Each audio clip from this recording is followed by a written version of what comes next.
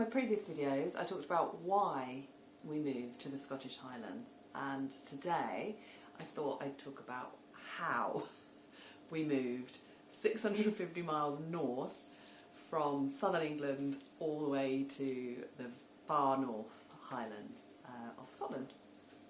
So if you are thinking about moving to a rural area, or particularly a rural area in Scotland, this video you might find useful.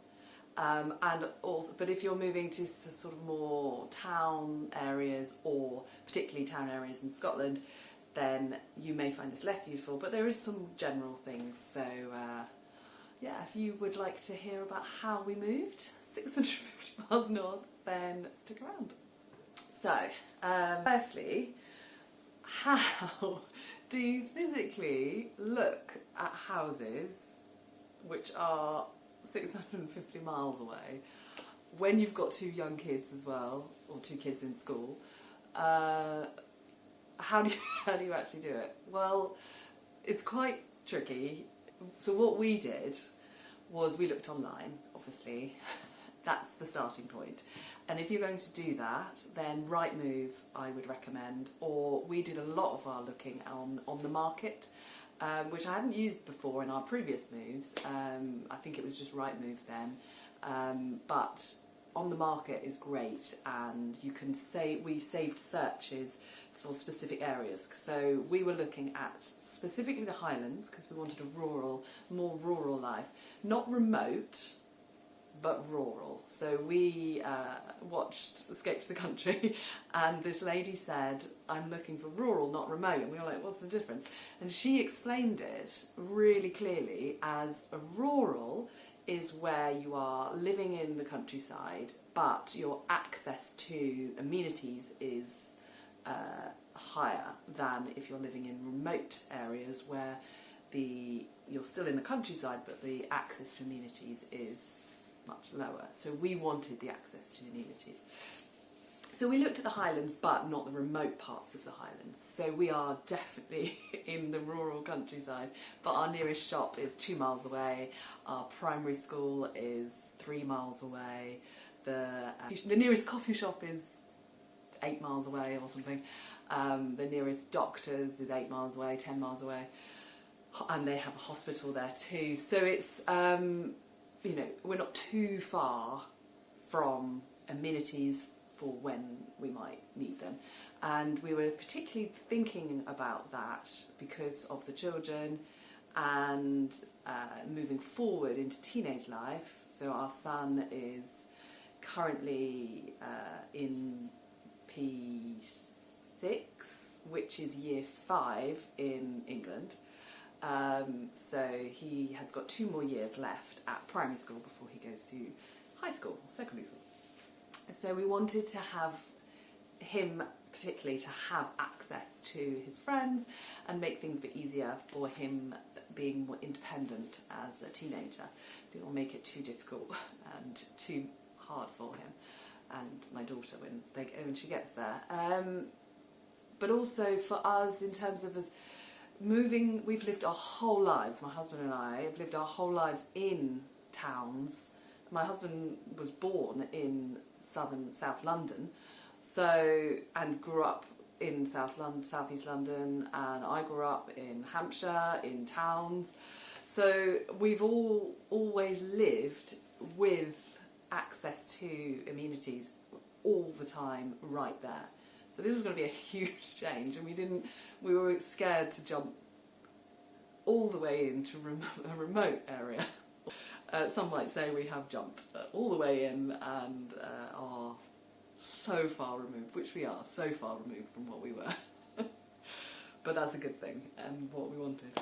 So think about your priorities and think about how your new lifestyle is going to fit in with your new area.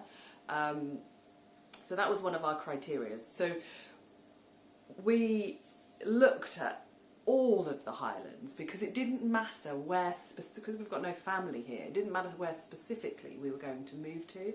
It could be the north on the top coast near Betty Hill we were looking at, or Thurso. and it could be on the southern Highlands in Fort William, or it could be far east across to the Cairngorms and the other side of the Cairngorms even. So we looked at a vast area. If you look at it on the map, it's a vast area. In fact, we have a map just here. So, you know, it's right from up there. You could look at all the way down to Fort William down there, all the way across the Cairngorms to the other side. We did, you know, you can even go on Skye or the islands around here as well. We ruled out these more remote islands and the islands up here, we ruled out completely. In fact, we ruled out Mull. So we ruled out Mull because they didn't have you had to get a boat to get there. They don't have, you can't drive. So Skye was the only island we were looking at. We ruled out Skye after a lot of talking about it because of the tourists. We felt like we were wanting to go to the Highlands, wanting to go to a rural life and quieter, calmer, slower pace of life. But if we then move to somewhere that attracts thousands and thousands of visitors every year, we felt we weren't going to get what we actually was one of the reasons we were looking for, even though it's supposed to be beautiful, because we still haven't been to Skye, but it's supposed to be beautiful. We can visit there. We can be one of those thousands of tourists visiting there. We don't want to live in that environment where loads of people are visiting your space and making roads, because, you know, we'd have to drive the kids to school every day, so then we'd be on the roads in the busyness every day, and we just didn't want that.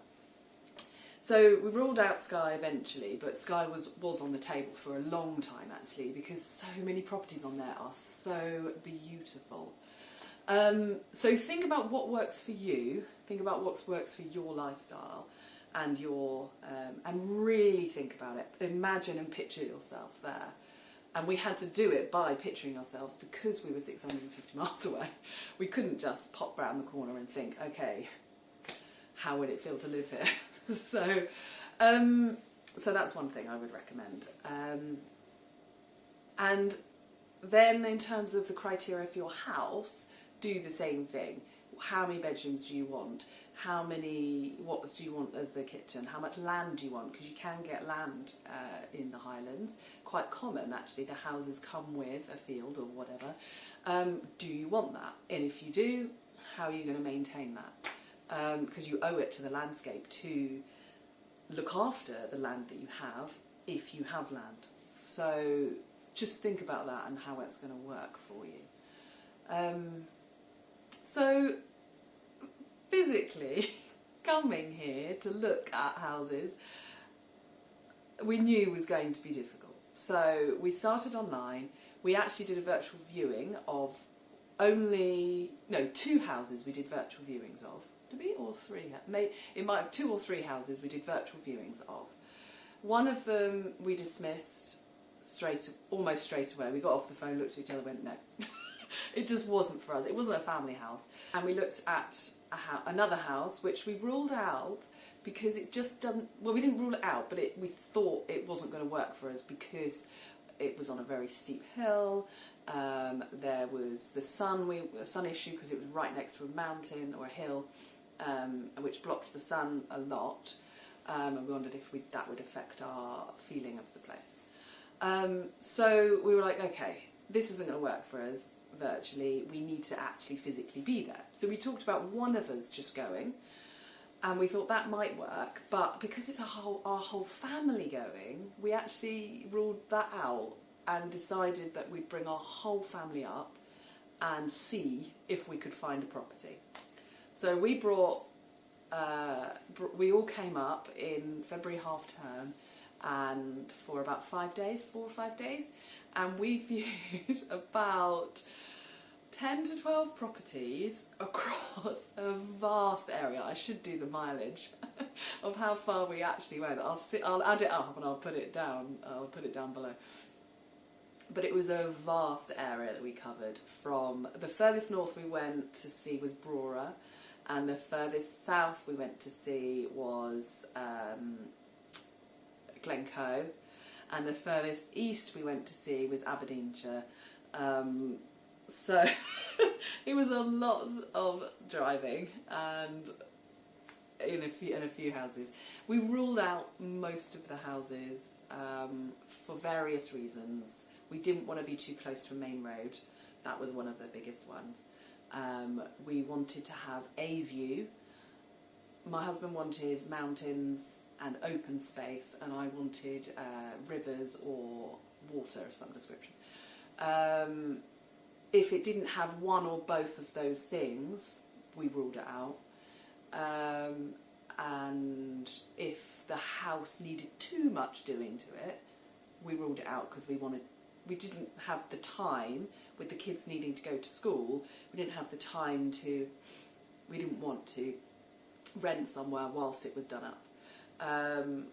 So it basically came down to one house. After all of that looking and searching, one house worked for us, and it was amazing. And actually it was the house that we had virtually viewed online and kind of dismissed for the lack of the sun and the steepness of the hill. But it was beautiful, and, well, spoiler alert, that's the house we bought. So how do we actually go about buying this house? The Scottish system is quite different from... There are similarities with the English system, but there are differences. And one of the differences is there is something called a home report. So in England, you like a house, you put an offer in, the offer gets accepted, and then the seller pays for a survey of some level of survey, whatever the seller wants, to come and assess the property, see what the condition of the property is, and whether there's any major defects or major things that need renovation that needs doing. For then the seller would then go back to the buyer and say, oh, they've said the windows all need replacing, we're going to take please take £5,000 off my offer, do you still accept? Etc. So that can be a back and forth and can be quite a long process, and the survey is paid for by the seller. In Scotland, they have something called a home report, which is essentially a survey, which is actually paid for by the buyer. So the buyer initiates that home report in order to put their house on the market. And they pay for that. And then the survey, the home report, is essentially like a survey. So they assess your house based on a numbering system, 1, 2, 3. One is basically there's nothing wrong and it's okay, it's fine. You can do something if you want to, but you don't have to. 2 is that this is an issue, this is a problem, you should fix it at some point, but there isn't a time limit on that. At the moment it's fine, but you should sort it out at some point. And then 3, there's more of a serious issue, and that problem needs to be fixed immediately. So then as a seller, you can then use that information to decide how much you want the property. You can think about what issues there are and whether that's something you can manage, whether it's something that bothers you or not, etc. Our house that we bought was mainly 1s and a few 2s, so it was all good. And we had every intention of sorting out those 2 before, quite early on. Haven't looked at any of them. But that's the way things go, I guess. Another way that these systems differ is in Scotland they have something called an offers over system. So in England you make your offer, and that offer is not binding. The offer is on the table, but somebody else could come in actually and say, I'll offer more, I'll offer this, and I can move tomorrow. And the buyer can go, oh yeah, great, and then you're left stranded. Or equally, the buyer can just go, yeah, no, I don't want to sell anymore, I'm just going to go. And the seller can go, yeah, I don't want to buy anymore, I'm just going to go. So at any point you can do that, at any process until exchange, in England. It's pretty nerve-wracking and scary process, that. And it can last for months. 3 months is a short amount of time in England to sell a house. It shouldn't be, but it feels very long when you're in it, but sounds quick when you're not. Whereas in Scotland, you do your offers over, and the idea is that you make your offer over the price that is the house is being marketed at. The price that the house is marketed at comes from the home report, and also comes from what the seller feels and the estate agent feel that they can market the property for, but largely from the home report. And then you offer over the amount there. There is no hard and fast rule about how much you offer. You offer what you feel you are willing to pay, but also how much interest there is in the house, how long the house has been on the market. There's not like a rule that you offer 10% over, 20% over. You do whatever. And on some cases, particularly in the Highlands, more rural areas of the Highlands, you can offer below the offers over, which is what we did, and we got it for less than that. But that is, I don't know how rare that is, but I don't think that's as common. Whereas more in towns, Perth, Edinburgh, Glasgow, and other places like that, you're going to be it's just a guide price, and you're going to be paying more in most cases. So that system is quite scary. It's quite scary, because how do you know how much to offer, and what if you miss out on it because you didn't offer enough? And it's quite an unsure territory, particularly given we're not used to this system coming from all the other places we've purchased, and what we're surrounded by is a completely different system down south. So here it was quite, and to also be down south whilst that's all happening up there, it's quite hard. The other scary thing is that as soon as you make your offer, it is binding. So they recommend, so what you do is you contact through the estate agent the buyer and say, this is what I will offer if I offer. Would you accept if I made this offer? And then they come back and say yes or no, whatever, and then you adjust your offer accordingly. And then as soon as the offer is made, a written offer, formally through the solicitor, then it is accepted, then it is binding. And if you withdraw from that offer, you have to pay. And I think it's 10%. You have to pay for 10% of the asking price. So it's quite a lot. So that was scary. But we did all that. We went through that process, and we, as I said, we got it for slightly less. But that's because the house had been on the market for a while, and it was an older gentleman moving in with his son. So I think they wanted to move a bit quickly, and they were also, the other thing to note is if you are moving from England, then a lot of the buyers in Scotland don't really want to accept an offer from an English buyer, because the process, as I said, in England takes so much longer to go through, and it can fall through at any moment. There's no guarantee that even if your house is sold, or it says it's sold in England, that it's actually going to sell and you're actually going to go through. So it's partly why a lot of people in Scotland don't want to accept offers from England. So just be aware of that.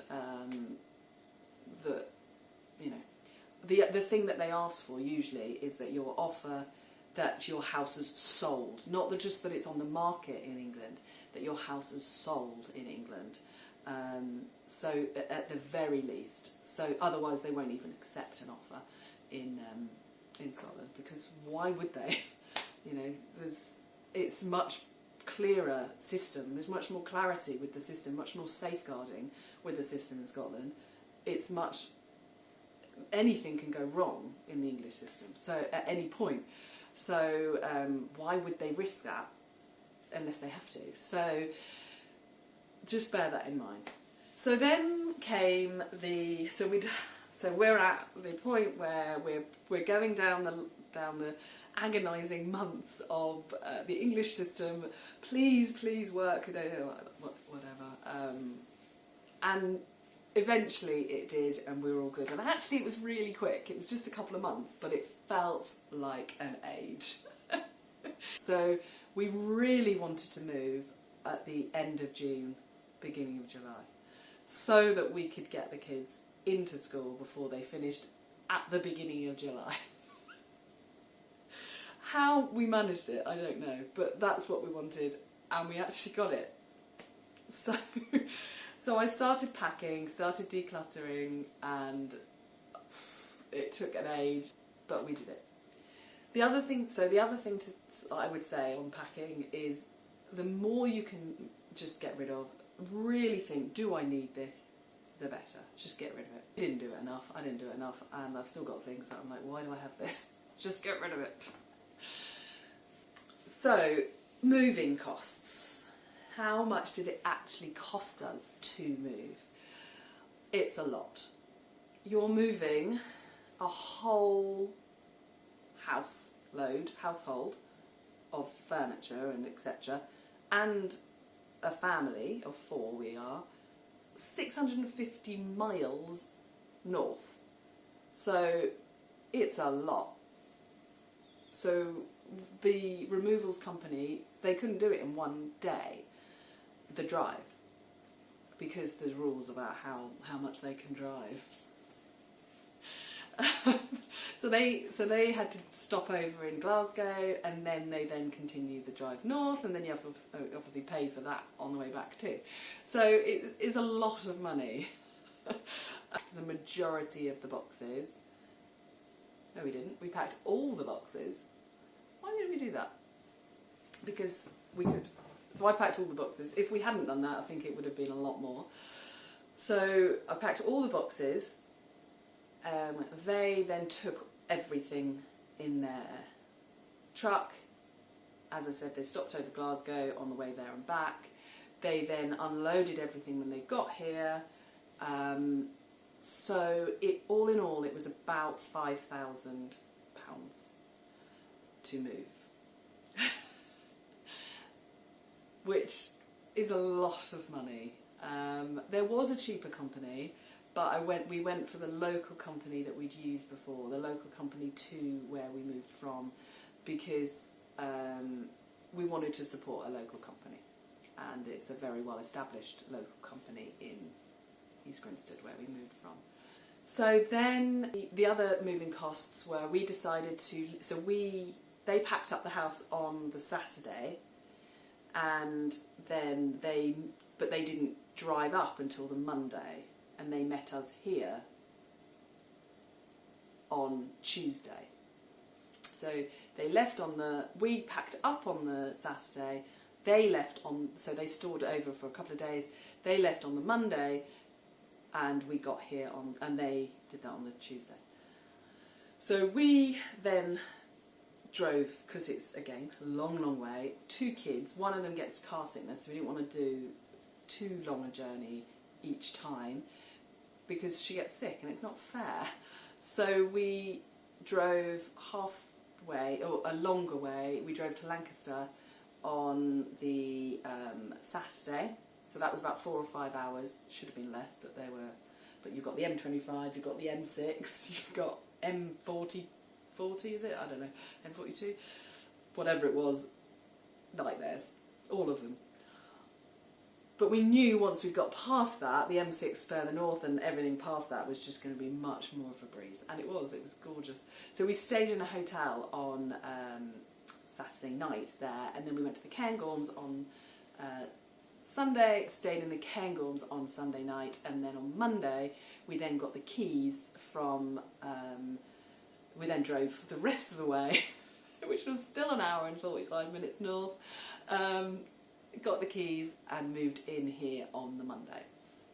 So with those 2 hotels, I think it was about 100 and 20 for one and 70 the other. So let's say 200 quid plus the petrol. I think it was about a tank and a half roughly. So that's about another 100 quid. So that's about 300 quid plus all the food, etc.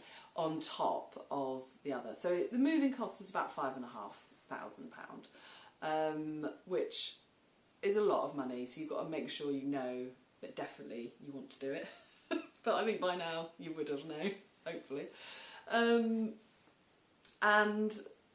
then, so we packed enough stuff to then stay here on the Monday night in our new home, but obviously there was nothing here. We had, so I brought camp beds and etc. It was great. It was great fun. We all camped out in the living room, and it was a really good night actually. So that's how we moved our whole family 650 miles north, and it's not a decision to take lightly. It's not an easy process by any means, but when is ever house moving easy or cheap? So if you have any advice for any of the listeners, then write them in the comments below. I'm sure people would really be interested. And that's just our story.